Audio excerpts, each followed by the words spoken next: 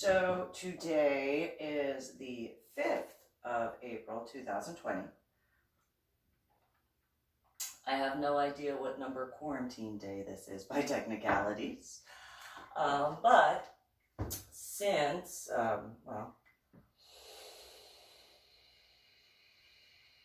I personally had put myself under quarantine just in case, what was that? The 16th or the 15th of March. So today is of 2020. Today is the 5th of April, so I don't know what number that is. Kind of bad with math. I'm sure somebody can figure that out. Point being, I actually had put myself kind of in a different state of quarantine. Not because of the COVID aspect or coronavirus, but because after my Medal of Honor art project, stuff had been, I had realized it was an issue and had done the writings and all that sort of stuff. I decided that as much as I would like to continue going forward with my Medal of Honor art project, I knew that I needed to get those books in writing and get that stuff taken care of and then sent off to the various branches and divisions of the United States government. And so to attempt to make it easier for the different states, not just in regards of the YouTube video stuff, but also sending it directly to the House of Congress and to the House of Senate. So that way the individual states would be able to look, despite it being, one book sent each, of the modern day book, but also the Finding a Silver Lining and Finding the Silver Lining, sent those books. But I had sent some also to some news stations, as well as I sent the books in full. Real quick before the full one, I also took some of the books directly over to the San Antonio FBI, and I sent some to the CIA because of the war aspect being international. But I did send a full group of them to the state of Texas, because that's, where the Cowboys dance hall is. It's in the state of Texas. And in San Antonio, so there's all that. And then,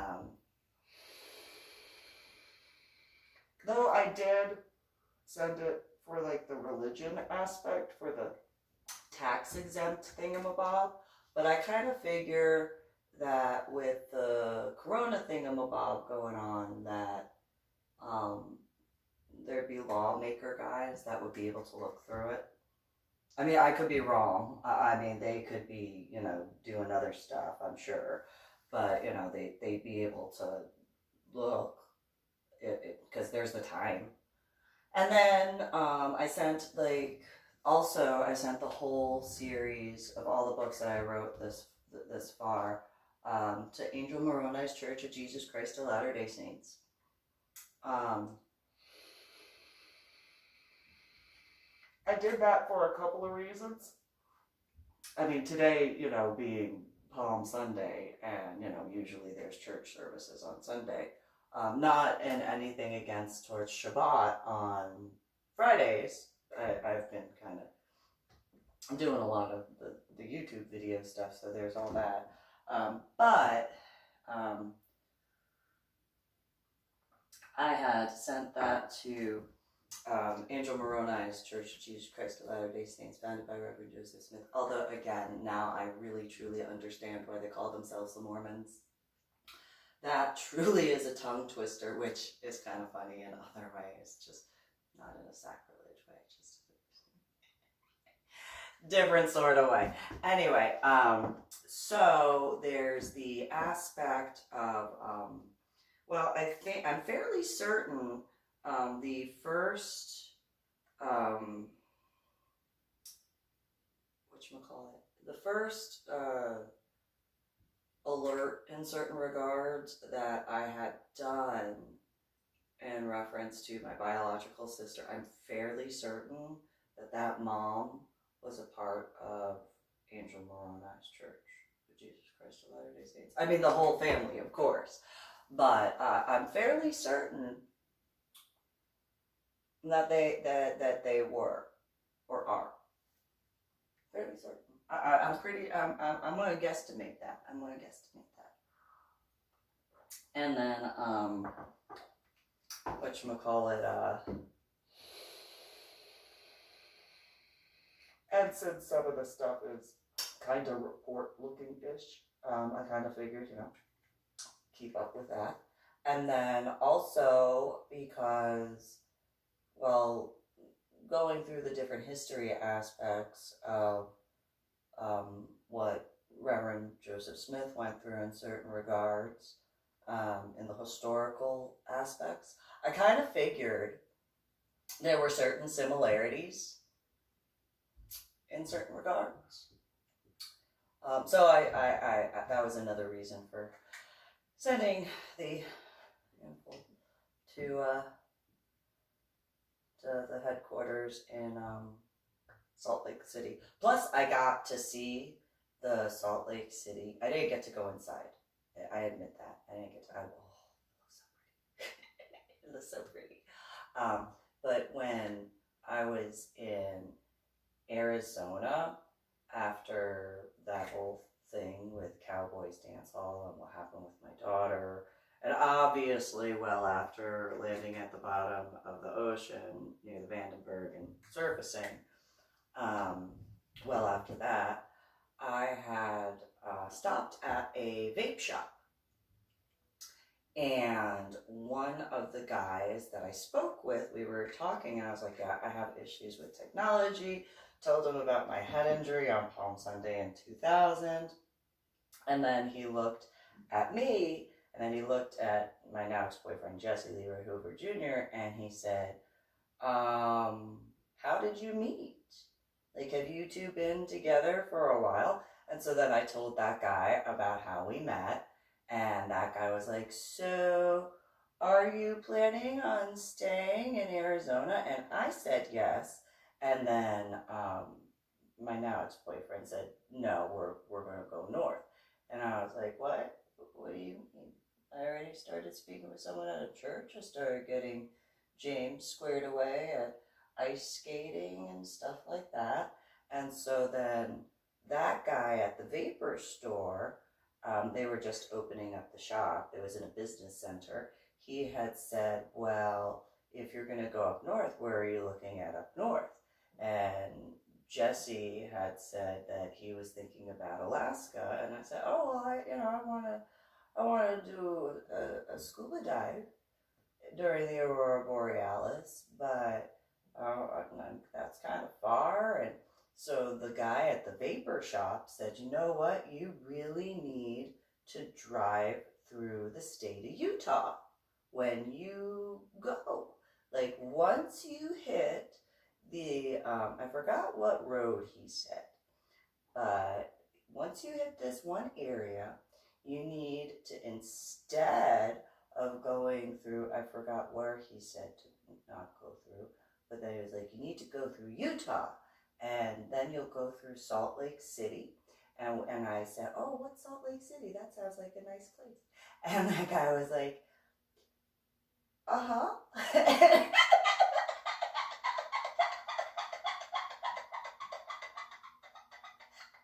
And I was like, okay. So, I mean, that sounds nice. Okay, go through Utah. Okay. Haven't been there before. Not that I know of. No, I haven't traveled through there. And, well, not at that time.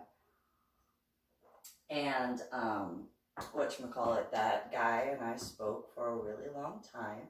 And then my now ex-boyfriend got really annoyed. And so then he was like, yeah, just make sure you go through Utah. You need to go through Utah. And so went through Utah. had to stop, of course. You know, go potty, get gas, take care of all that stuff. Make sure my son had what he needed, stuff like that. And then wound up in Washington State. I realize now it's a little out of the way. But then, you know, when doing my Medal of Honor art project, went through Utah. And so when I went through Utah and I saw, so when driving through Utah, going towards Washington State, I didn't realize that the building that I saw was the headquarter temple. I was like, oh, look. And I pointed, I was like, my son, I'm like, hey, look, that's pretty. And he's like, yeah, Mom, yeah, it's a nice building, whatever. It's like, no, look, it's pretty. He's like, well, okay, fine, whatever.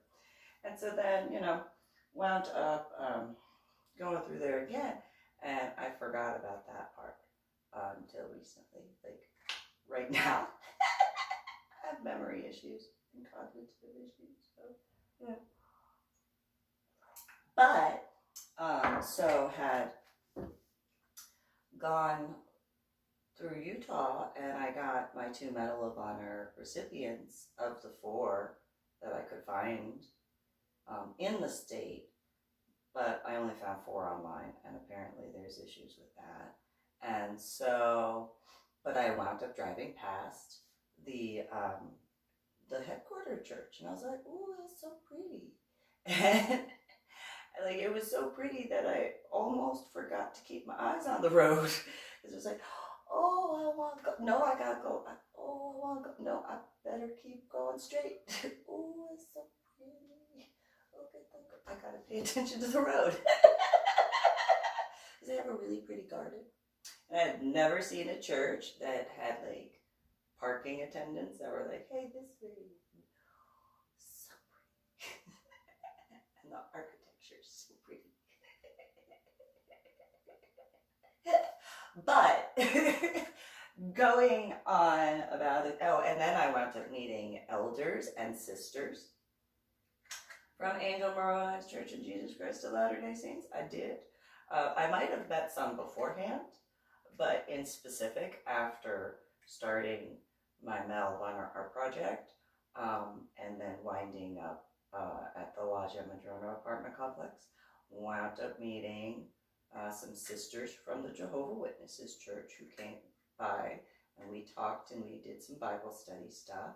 And I was already randomly going to Temple Beth Philo in Olympia, Washington, but then there were issues with the car, so I tried getting out there as much as I could.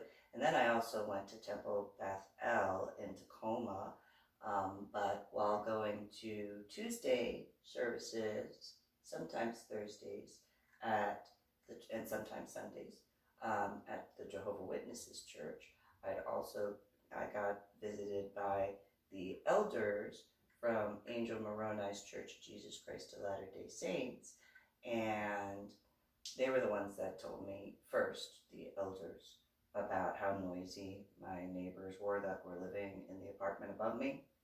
I didn't realize it, I just thought it was the building. And then the Jehovah's Witnesses sisters told me that too. I was like, okay, well, I guess. I didn't realize, I really thought it was just the building. Because I was on the first floor, total of 3 floors in the building.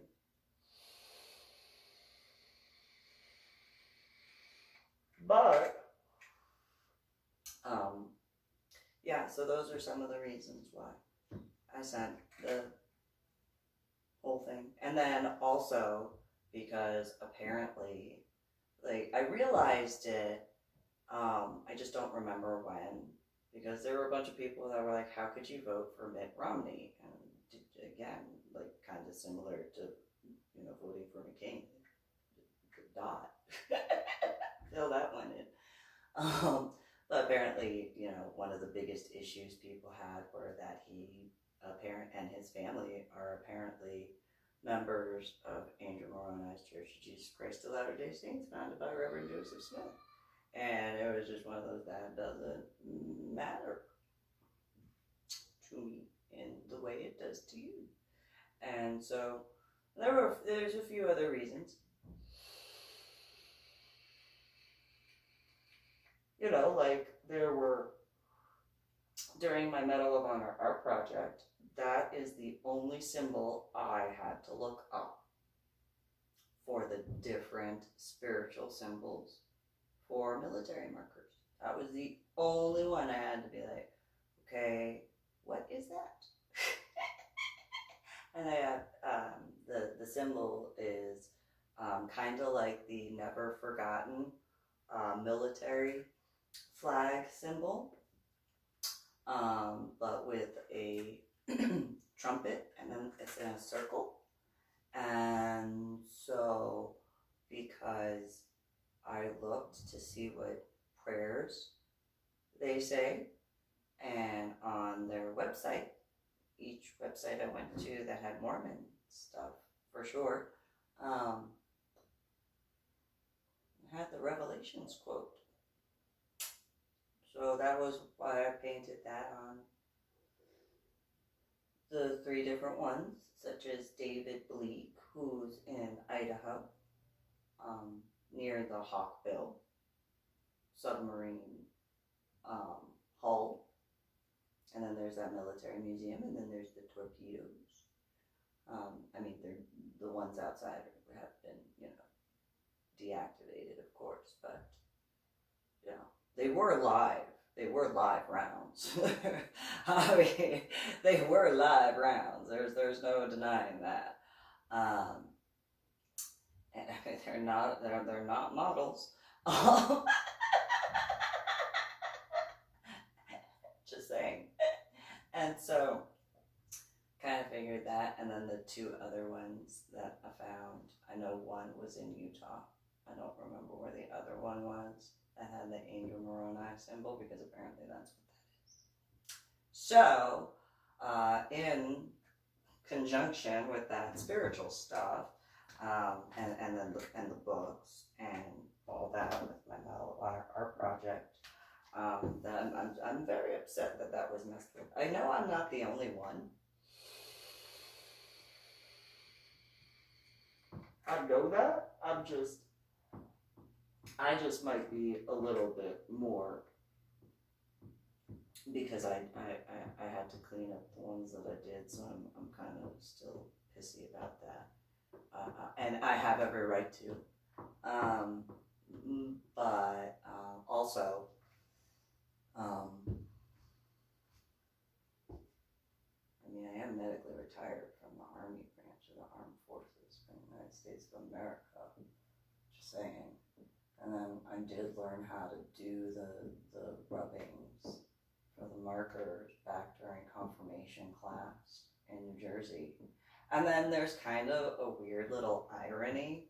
So apparently, Reverend Joseph Smith found these like little golden thingamabobs, part of the historical aspect, and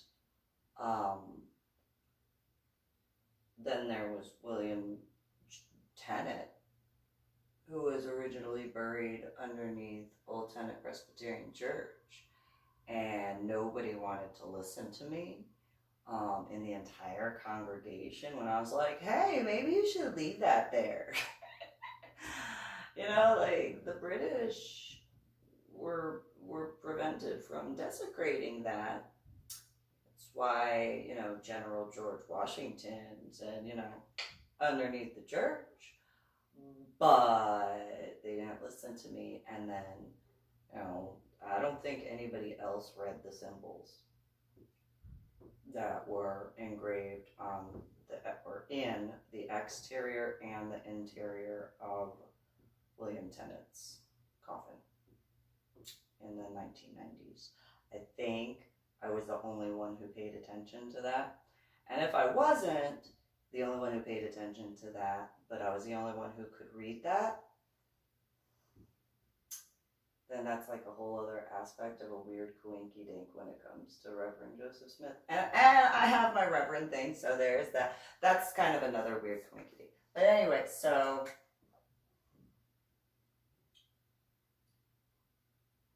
going along with the spiritual aspects and it being Palm Sunday, I have tattoos in the center of my palms. I was just making a joke about that because I do, but I mean realistically, you know, there is that. And then and my head injury happened on Palm Sunday in 2000 during basic training. So, but I was in the Army at the time, and I had actually looked at going into the Navy first, and then the Corps. I was looking at the Corps. And what's really funny is I wound up playing on the YouTube the music, and I mean I knew the Army one, but and the Air Force one, there were some lyrics that I knew, and then there were some lyrics that I knew as far as the Coast Guard, and some lyrics that I knew about the Navy, like along with the music. But ironically, with the Marine Corps, I knew more of those words along with the music. And by technicalities, I technically shouldn't, because I was in the Army. But it is what it is. And so, and then there's that cutie patootie Marine guy. He's so cute. I have such a crush on that guy. He is so cute. He's so cute. I saw a Twitter video thing of him outside somewhere. And I think it's in Georgia because of the sound of the birds and the types of the trees. And I think those birds are, they have the black feathers with a little bit of red, and then there's some white somewhere on the chest, and then their feet, I don't know what they're called, but their feet, they have these little claws. And I'm not talking about all birds have a form of a claw, but their nails are thinner and pointy, although that might not be very assistive. But somebody might know that in an Autobahn type of or society type thing. But anyway, so I'm just pointing out, I think he's cute.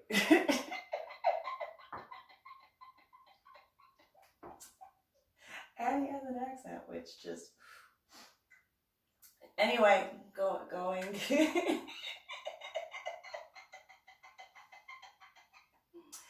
Continuing on with that. So I had been, in reference to spiritual stuff, I had been involved with a coven, and it was called the Jade Wolf Coven. And I was more of a satellite in regards, because I didn't fully want to join until I felt comfortable, and I never felt comfortable. And then there's this whole like stupid stuff because of the female Christine. I mean, she goes by Christine or Chrissy, but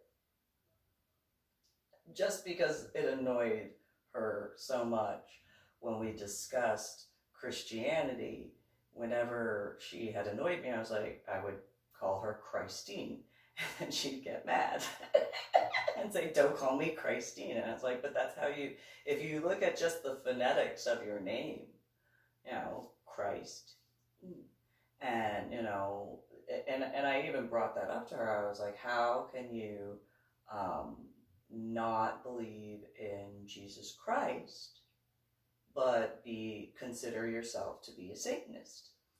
And she had said, well, you know, that's not important. I said, you can't know good without the bad. So you are denying that there's any good in the world. And she went on and on about some other garbage, and I was like, yeah, I would like to say I hate to break it to you, but, you know, I don't. So, realistically, you want to deny the aspects of the Bible. And yes, it was rewritten and interpreted and modernized in certain regards because certain books were considered acceptable and certain ones weren't. And, you have the Old Testament, which is a combination of Torah and Quran, and there's a few other Hebrew books in specific. I just don't remember the name of the word for them. And then there's a few other books that were, essentially it was condensed in regards of the Old Testament. And then the New Testament similarly went through that. I mean, that's why they're finding recently the Dead Sea Scrolls. They found, the book of Gnosticism, although it wasn't originally called that. And then they found the book of Sophia and all these other things. So, yes, and I can understand where you wouldn't want to believe certain aspects of the Bible. However, in order to consider yourself to be a Satanist by what you, Christine, have described to me, you cannot truthfully believe in the devil and worship the devil, Christine, unless you actually have an acknowledgement, even if it's a subconscious acknowledgement, of the fact that there is a Jesus Christ. Because give me a story that you know about, who you worship. And she was like, oh, Lucifer, blah, blah, blah. And I'm like, okay, well, so Lucifer Morningstar has multiple stories. One of the stories most well known is, of course, in Genesis, obviously with that. However, there are other stories in reference to Lucifer Morningstar, and Lucifer being the one who illuminates, for understanding. So, but still a different facet of divinity, and you have to acknowledge that. And she didn't want to acknowledge that. And I was like, well, give me a story about Lucifer, or, she called him. She said she worshipped Lucifer. I clarified saying it's Lucifer Morningstar. She got all uppity. I wound up explaining a few other things. Then she said that Anton LaVey books and all this stuff. And I was like, yeah, but Anton LaVey acknowledged Jesus Christ. And the tenets of Satanism in traditional aspects, you are not following them. You are not in a correct form. And so she tried saying a bunch of other things, and it was just one of those, give me a story that, the guy you claim to worship, that you know. And she said, well, Satan tempted Jesus. And I go, okay, so if you want to acknowledge, believing in what you do, Christine, as far as that, you literally gave me a story to reference that has to do with Jesus Christ, yet you just said you don't believe in Jesus Christ. And I know you're naturally born a blonde, but you don't have to be the stereotype. She got so upset by that. It was just one of those, and that's not my problem. That's just reality. And so then I had asked, so since you consider yourself a Satanist, and these were various conversations, or discussions, I should clarify, discussions, she wound up saying, well, she believes that she was a Satanist because she put herself before, feeding her children, and she refused to clean the house. And so, I got along with both her and her husband. Admittedly, I got along with her husband better than her, but not that anything happened in that way, though Christine was upset when it didn't. Anyway, I would clean. And then she complained because I used cleaning chemicals. And I was like, well, I believe that there are organic things that can work in a garden, But when it comes to cleaning, I mean, I'm not going to disinfect anything correctly and fully with something organic. It's going to be a chemical. That's just the way it goes. That's why certain chemicals were created. I mean, think about chloridane. And she was like, what's chloridane? Well, chloridane gets rid of bugs for like 30 years. I mean, yeah, you don't want to overdo it, but you know, you spray that stuff and you don't have to worry about termites for like 30 years. And she goes, well, where do you get that? Well, there was a guy in New Jersey in Tom's River who had sprayed the chloridane into an air duct, and well,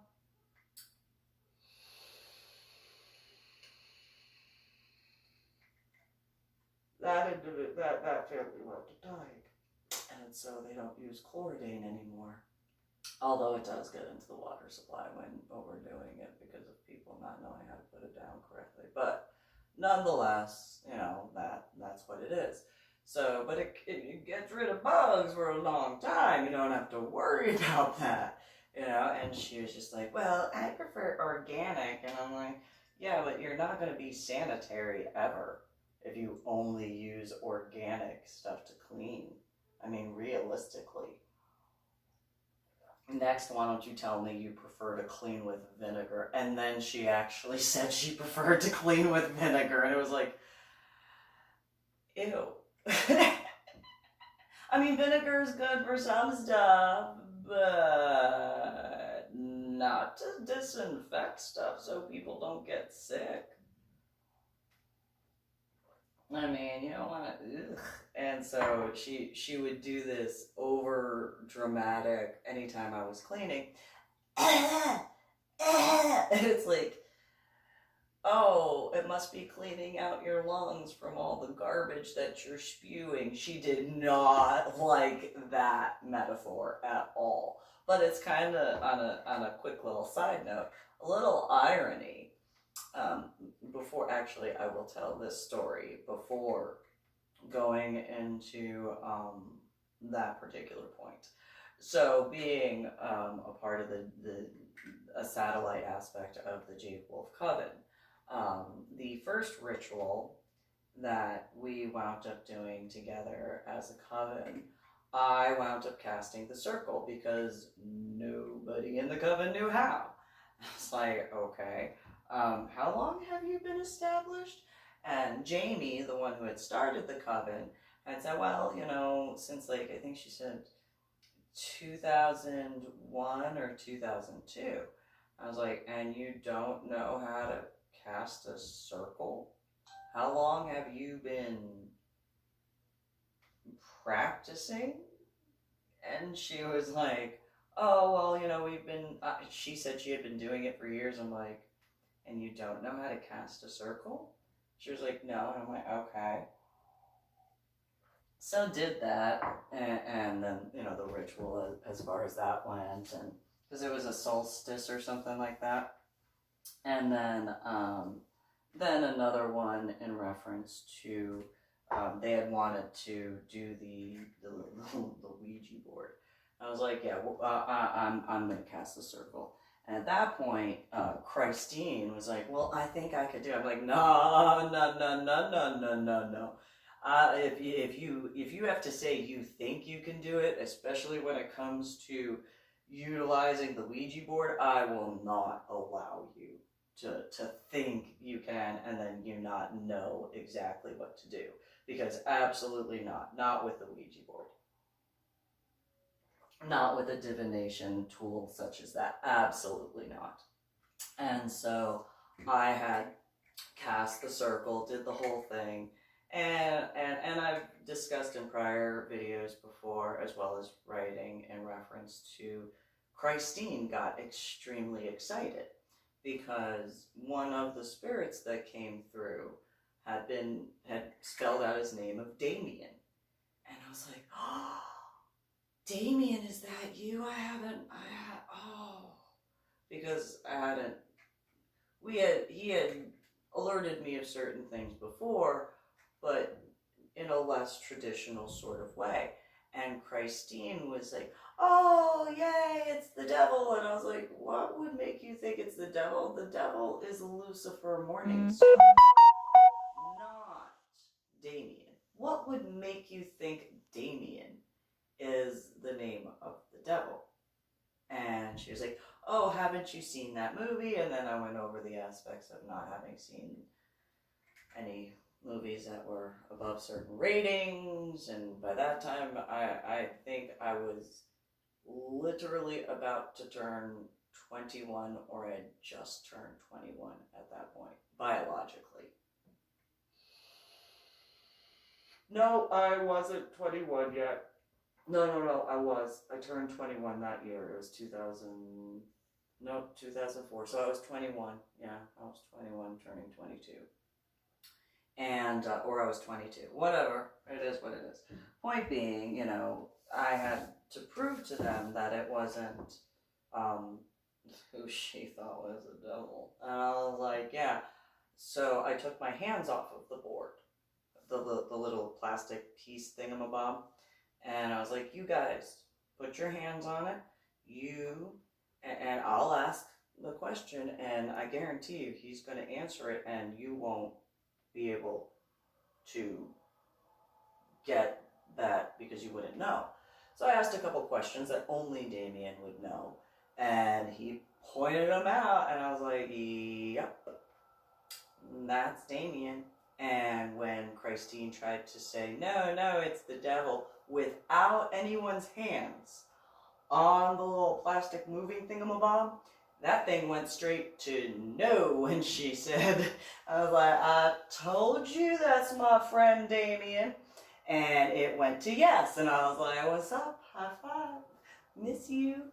You know, and later on, after the ritual and closing everything up, there was a handprint about the size of Damien's hand that was on the exterior portion of the patio. And Jamie freaked out because she was like, that's like a child-size hand. And I'm like, yeah, well, he was in we were in 8th grade when he passed.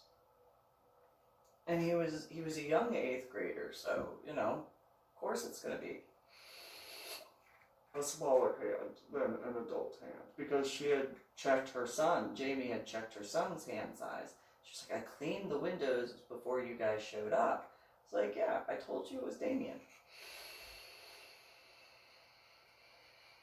And as a quick little diversion in reference to pre-head injury, there was a time where I went to a female's house named Sarah, who was friends with Misty, who went by the nickname of Tinkerbell. Now, Tink, or Tinkerbell, or Misty, she lived in Cary Grove, whereas Sarah, she had a bunch of freckles on her face, had lived in the district for Prairie Ridge High School. And Sarah wanted to do this, for her birthday, a sleepover, and Sarah wanted to do the Ouija board, and I was like, well, I'm gonna cast a circle, and I don't feel comfortable doing that without a circle, and especially with you. And so I had asked, because it was a large sleepover, I had asked who had wanted to be a part of it and who did not, and who wanted to not necessarily, didn't know whether or not they wanted to be a part of it, but were okay being inside of the circle. And Sarah threw a fit, and I was like, I don't care. I'm not going to force them to be a part of the Ouija board thing that you want to do. So I took control, and I was like, which of you females do not feel comfortable whatsoever? Because Sarah did not care about any of their personal religious beliefs. And so I was like, okay, you don't have to worry about anything, like, I got this, you guys will be clear and stuff like that. So the ones that didn't feel comfortable being inside the circle, I had them, just sit against the wall, if you guys have to go to the restroom, you'll be able to just give me, like, let me know before you go to do that, just so I can do a little extra stuff, okay? Just to make sure you guys are safe and stuff like that, because I'm going to encompass the whole basement, because I want to make sure that, like, because you guys are going to be in the vicinity, I don't want you guys being negatively impacted. And so if you guys are going to go, if you need to, you can move around the basement all you want if you don't want to sit against the wall. But if you want to go outside of the basement, just let me know. And so those females, they sat against the wall. I don't think any of them actually wound up having to use the bathroom, but they all just kind of sat there and watched. Then there was a group that were, you know, willing to be inside the circle. Tank or Misty was one of them.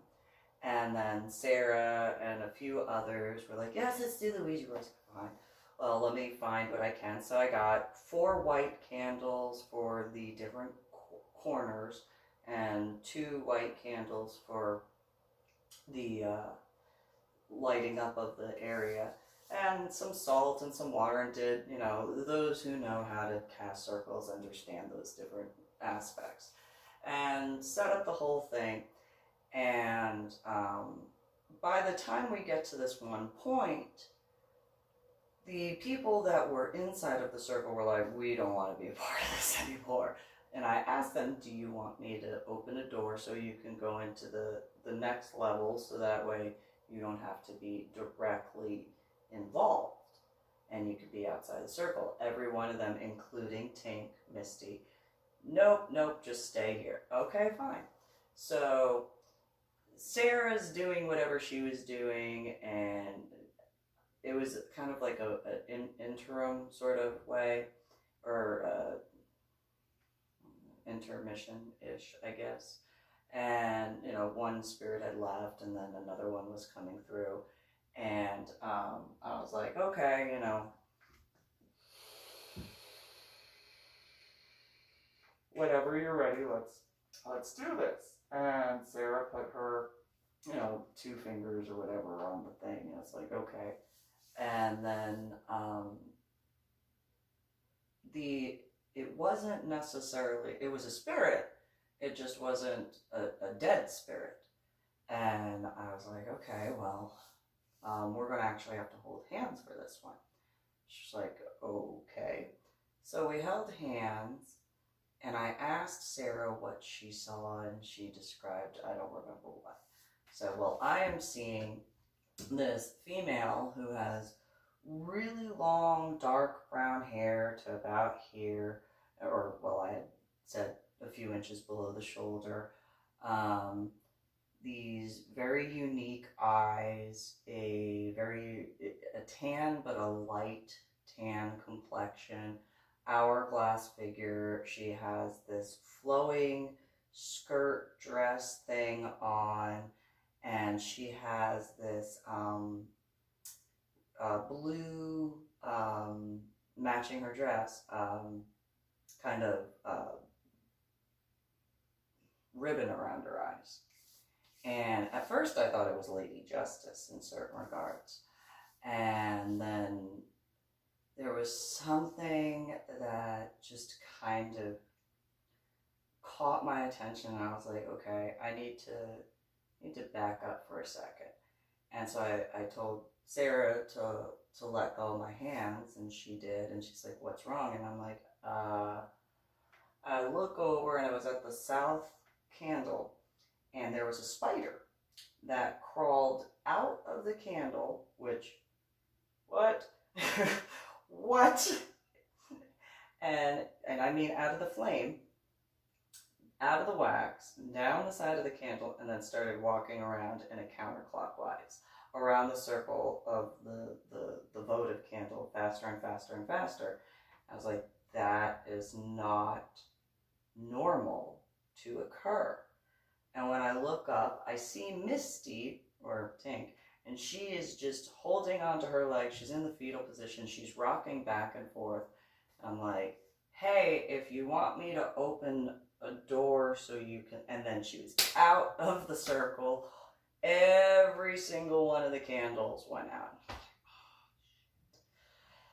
So then she runs up out of the basement, and I'm like, okay, to the ones against the wall, I'm like, please just stay calm so that way I can do what I need to do, and then everybody else can go, because that just, Sarah ran after her, and I'm like, oh, okay, I will handle this. So I did what I could to repair what I could, and the four corners and the male female divinity were infuriated at those two, absolutely infuriated. And so do the clearing and stuff like that, clear the made sure that the ones who were against the wall felt clear enough to go. It was like, you know, I already see that you're clear, but do you have any concerns before, you know, going up the stairs? And they're like, nope. We are, oh my God. And I'm like, so you guys are good? And they're like, yeah, we're good.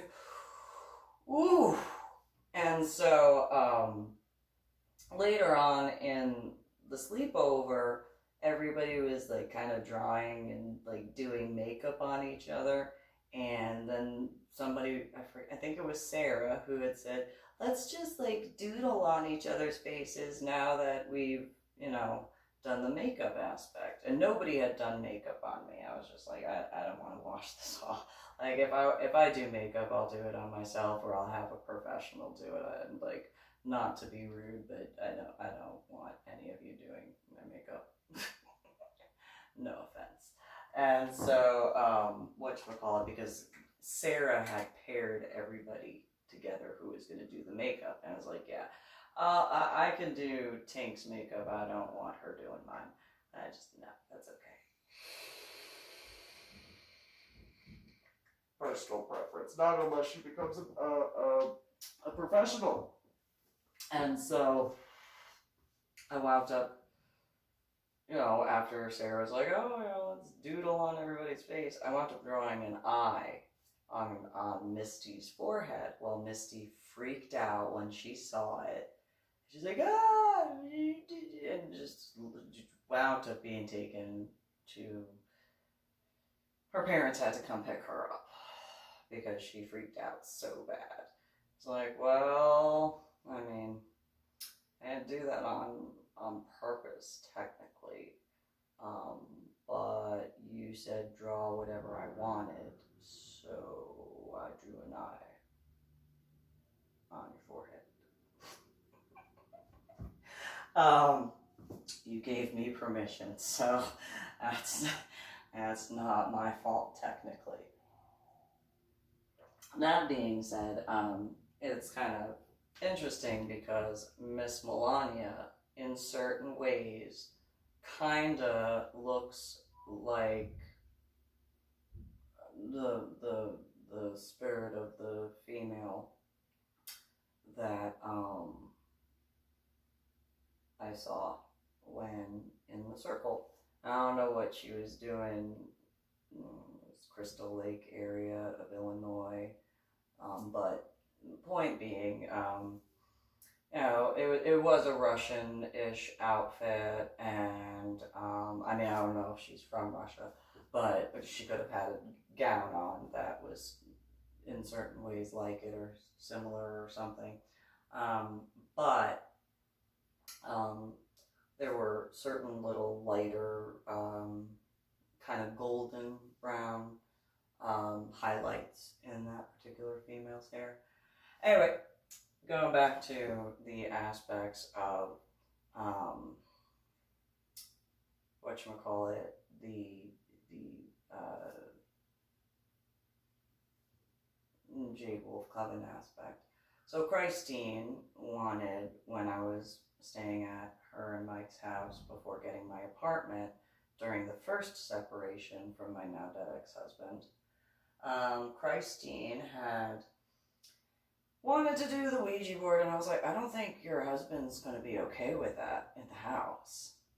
She's like, he doesn't need to know. And I was like, yeah, okay. Well, the way the spirits came in literally looked like a yin yang overhead, and then the way the spirits flowed out from the pantry area through the kitchen and down the stairs and then from the door. I'm looking, and she goes, "Isn't that cool?" And I'm like, and she goes, "Well, the light ones, those are associated with you.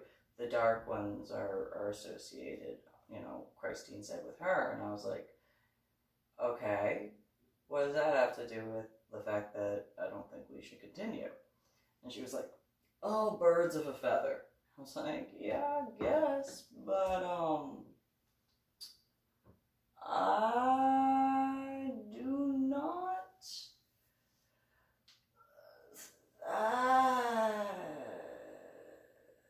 I think we should stop." And so she didn't want to. I was like, "I don't really care. I'm gonna stop. I'm against what you're wanting. So I'm gonna end this right now." And I cleared everything out. Well, when I had my own apartment and before the end of the Jade Wolf Coven aspects, Christine decided that she wanted to be a lesbian. I was like, "Oh, you can decide that?" I don't think you can decide to do that, but I'm okay, fine. Well, she kicked Mike out of the house that was his. And I was like, "Well, you can stay in the apartment because you let me stay in the house. I'm not gonna, I that's perfectly fine." Put pillows in between the two of us on the bed, and there was nothing that occurred at all between us as far as like what Christine tried to say later on. I was like, "No, no." And then she got mad when she found out that nothing happened. But at one point, Mike, who former Air Force, he had wanted me. He had said, "I'm afraid to go back to the house." I said, "Well, if you'll let me, I'll put a shield on you." And he goes, "What do you mean?" I said, I'll put a shield of armor on you, and you're gonna have to activate that when you're ready, but I'll put the shield of armor on you, and when you get to the point where you can't take it anymore, that shield is gonna come out, and you're gonna just see gold around you. And when that shield armor essentially comes out, nothing she says will be able to penetrate that. And you will see that she does not have the power that she claims that she never had. But, when you realize that, that will be when that shield comes out. And it will encompass you. And when it does, I'm going to warn you. And he goes, "Okay." I said, "She's going to be pissed." She's going to throw a temper tantrum. And you can even tell her that I put that shield there. But she is I guarantee you these words will come out of her mouth when it activates. And he says, he looked down at me and he goes, "What would that be?" I said, "She will say, 'I'm looking into your eyes and I do not see the same exact person anymore. Where did you get that strength?' And the second those words leave Christine's mouth, you will know who I am. And you will know that I did not do anything to cause you harm, unlike Christine." And so when that occurs, you will be dealing with some trials and tribulations, but you will have the strength to overcome it. And you will no longer be fooled by the garbage she pulls, and you will see that she never had any magical power. She was just using manipulative means to make you think she did, where she did not. Because in order for a person who has those type of powers to actually do such, they cannot constantly be doing stuff in that way. It is literally, it happens when it happens. And he kind of, well, you know, I don't know. And I was like, listen, I guarantee you, when that shield comes out, I will not be in your life. I promise you that. Not in a negative way, but I have a feeling I will not be in your life. But when that shield comes out, you will know that, yes, I never once lied about anything I could do. Can't lie anyway.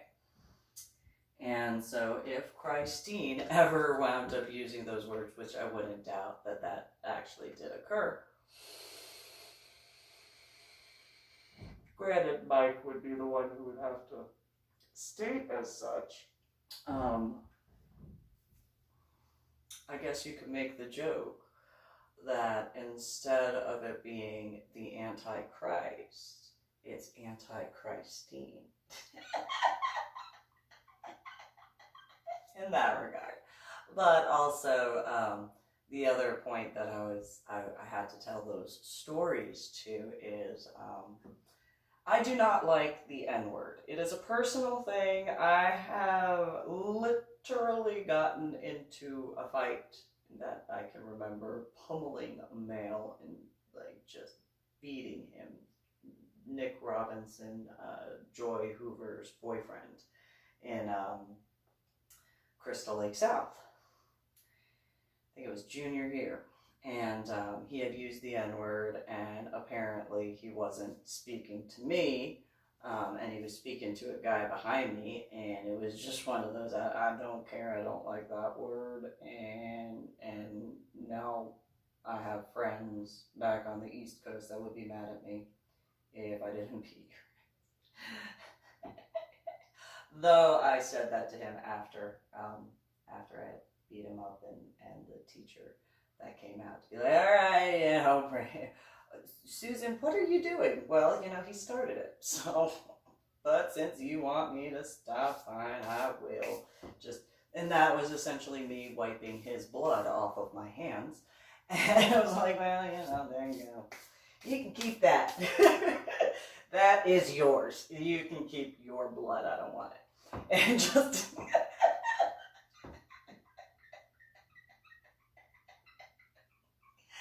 None got on my clothes, but anyway.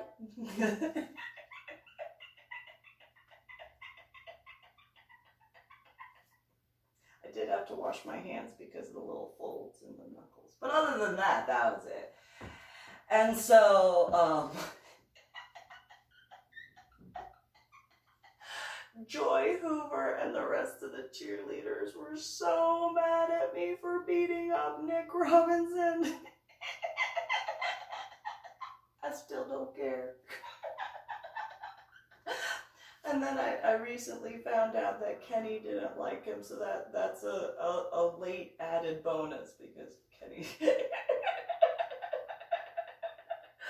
friend from high school, it's a funny weirdness. Anyway, so going to bring that together and stuff, I just, in the fact that I don't like that N-word, but then there are those little white boys, and I'm not saying that there aren't guys that are, you know, considered white, that actually grow up in certain facilities. I mean, I'm half Chinese, but I don't look at mine as my makeup, and I definitely don't have the skin tone, although I learned with the whiting tattoo that I got yellow in my skin because of the...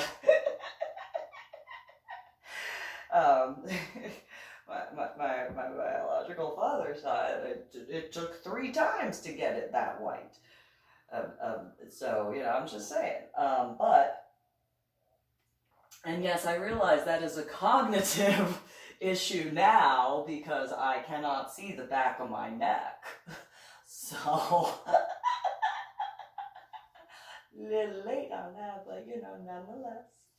going back to the, the leg thing, can't really walk around like that and just be like, oh yeah, there, yeah, okay. And anyway, so there's that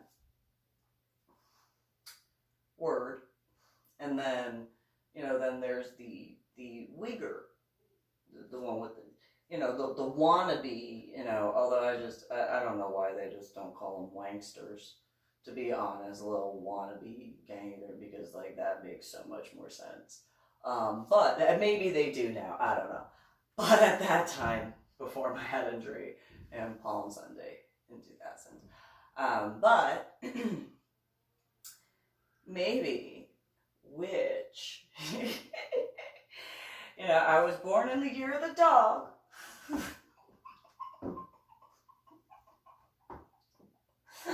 And I have been called quite a few names, and not just bitch, but quite a few names. But maybe those who are like, that go around like, maybe that is similar to that other one aspect. Because Christine constantly, it's like, yeah, but you're not. Christine, as much as you want to claim that you can do all sorts of stuff, I mean, she showed me her little notebook that she made, what she calls the motherfucker of a curse, and I was like, yeah, but do you understand that if you actually perform that, the ramifications that can occur if there are any allowances for that to occur? And she had told me, well, I make sure that it occurs. And I was like, yeah, but then you can't consider yourself to have any powers. How would you make sure that that occurs? And she said, well, I go and I check and I do this. And I was like, then you don't actually have any powers, and you right there are admitting it. Because if you have to go and, oh, well, and how often do you do that? Is it like a once in a while thing? And she's like, no, monitor this and do that. And I was like, then you have no power, Christine. Absolutely no power. Because if you genuinely had power to do certain things, yeah, you can go and check. You can go and look at that and see whether or not, later on. But if you're continuously monitoring, and she said that she would do other things to put stuff in the way, I was like, then you have no magical power. Because to get involved after doing a ritual, that's no power. If you have to continuously go and make things worse, you're just a bully, you're just a troublemaker, you're just an instigator, you have no power, Christine. And you admitting that you have done that particular over and over again, realistically, you have no power. And she didn't like that. And it was one of those, I don't really care. Because in order for you to have power, you have to be able to do the ritual and then let it go. And go the way they go. You can go and check up on it here and there, to see. But if you don't literally just let it go, then you have absolutely no power, Christine, and you never did. And she then threw a tantrum, and she's like, how can we have a week? And I'm like, yeah, no, you're not. And then she tried to get me to prove to her how much power I have, and I was like, I don't have to prove that. Those who have seen what I can do have seen what I can do. You've seen what I could do. But you want to continue living in denial, Christine. That's not my problem. That's your problem. And so in closing, if Christine wound up finding out about my Medal of Honor art project, or even stupidly more got involved with causing problems for my Medal of Honor art project, well, Christine had said that she did not believe that there was any crime she could commit where in the state of Texas the death penalty would apply to her. And I told her, there are plenty of crimes. And in regards to my Medal of Honor art project, I've put it in writing as far as my books are concerned, and specifically the modern day book by Reverend MeeLing. But I also had discussed treason with her before. I told her that according to the UCMJ, the Universal Code of Military Justice, if you commit an act of treason against the United States of America, you can be punished by death by a firing squad. And I doubt that if you were to be dumb enough to actually commit treason against the United States of America, I doubt anybody would stand up for you. You better wish you are not stupid enough to do anything that would warrant the death penalty criminally. And Christine just, you don't know, blah, blah, blah, whatever. She claimed to be a Democrat and be for female rights. And then she would contact my now dead ex-husband, then the first separation, and tell him what I was doing, knowing that he was abusive. And it was one of those, I could do without that. And then she wondered why I didn't want to have anything to do with the Jade Wolf Coven, and why I didn't fight to stay in the Jade Wolf Coven. I think that is fairly self-evident on that in many regards, and I would guesstimate by now Mike is probably her ex-husband.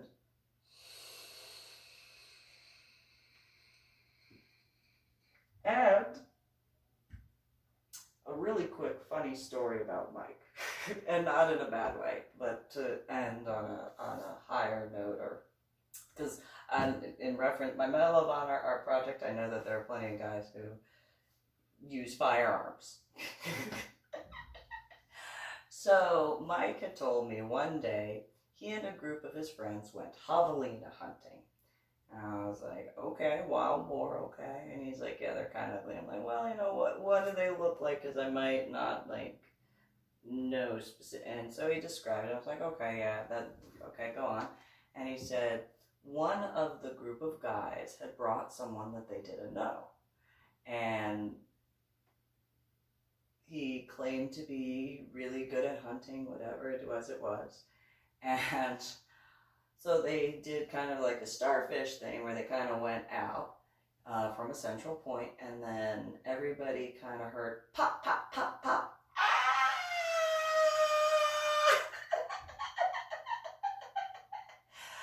And then they heard the screaming continue, but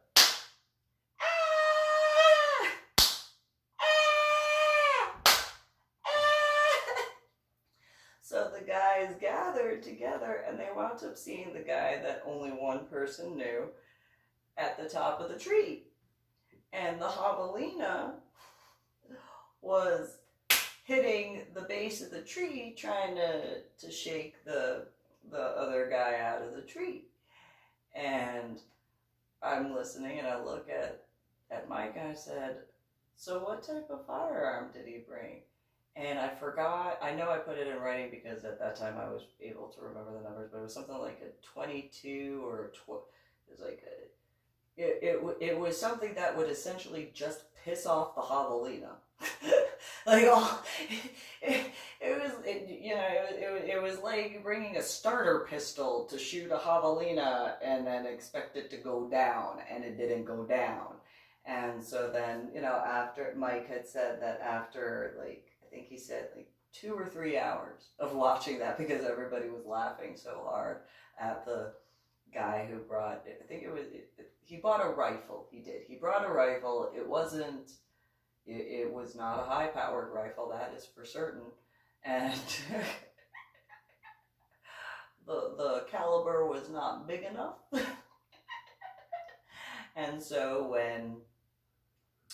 when they got tired of laughing, and mainly because the guy was starting to lose his grip on the limb because of how hard the javelina kept hitting that tree, Mike aimed and fired, and the javelina went down, and then the guy came out of the tree, and he was like, "Oh, thanks," and Mike was like, "Yeah, you're never, ever allowed to go with us again. Ever, ever, ever." And when he had finished that part of the story, Christine came out, and she was like, "Oh, that story again." And I was like, huh, a little bit of a weird coinky-dink that you just happened to come out during that portion, and then you want to complain, huh?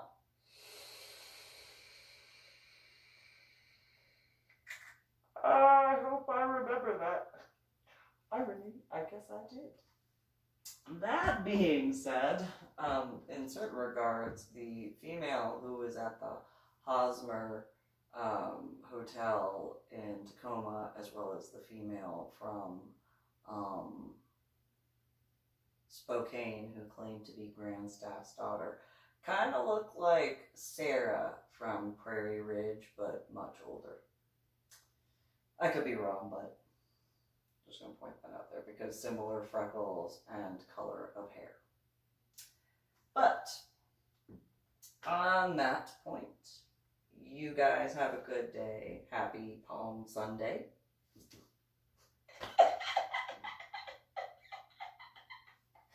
I can laugh at myself.